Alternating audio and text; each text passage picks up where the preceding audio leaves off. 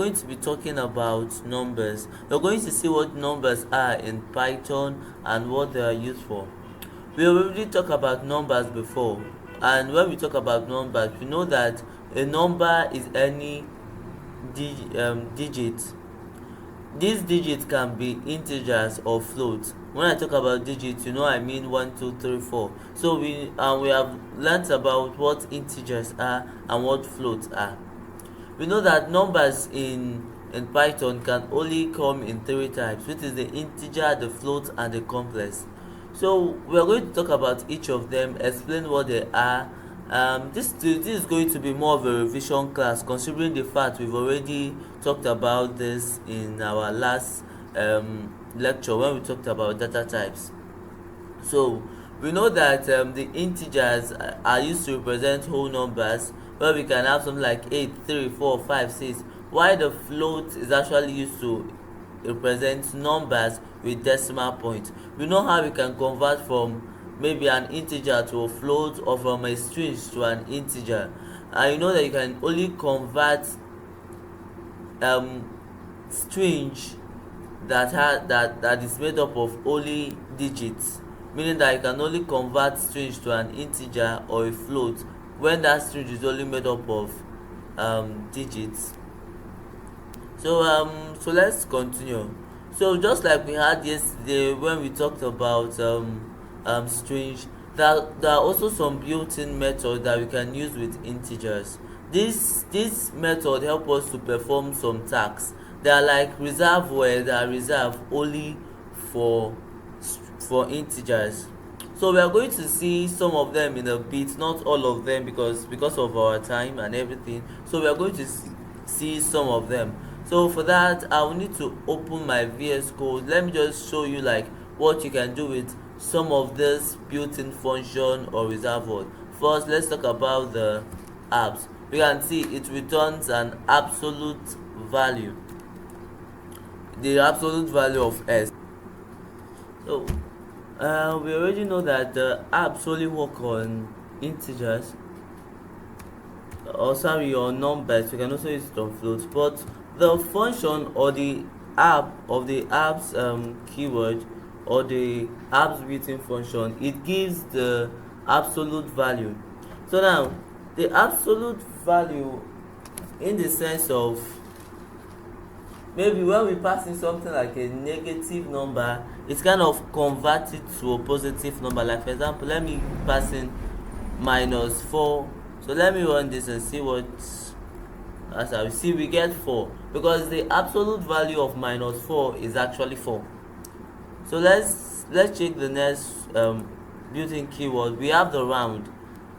The round brings the rounds work on only floats, and it kind of bring a float to the nearest nth decimal place. You see, the round takes two parameter or two arguments. It takes the first argument is the float you want to round to a particular place, decimal place. For example, let's have something like 1.245678. So now this round keyword is going to bring this float to the nearest nth decimal place. So let's kind of test it and see how it works.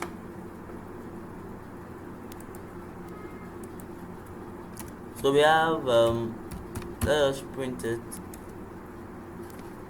and we have round.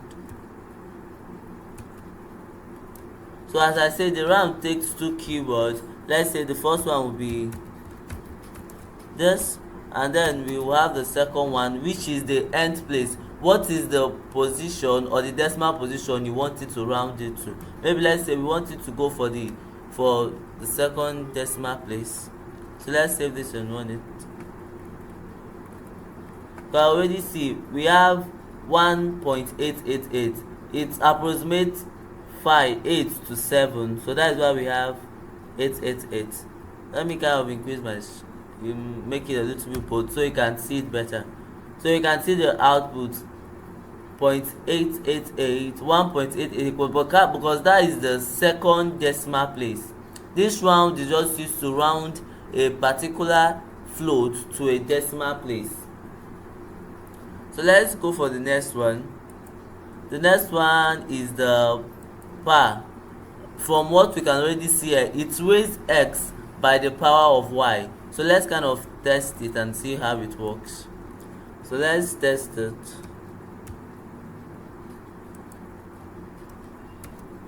So let's kind of it is power. We know it takes two arguments. The number we want to the main number, then the raised to power. Okay, let's say 3. You know, this is like 2 times 2 times 2, which should give us 8. So let's save it and run it and see what we have. So we can see we have 8 because 2 raised to power 3 is actually equals to 8.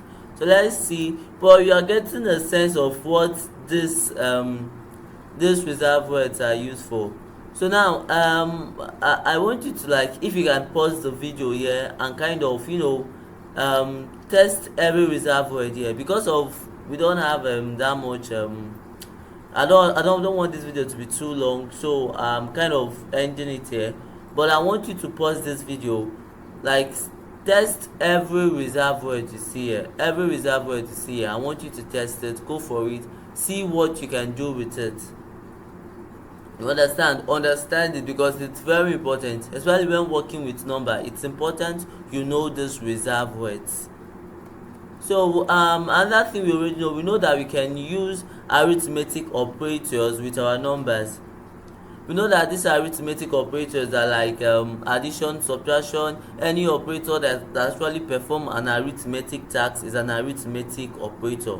So now we can use the addition, the subtraction, the multiplication, the model, etc.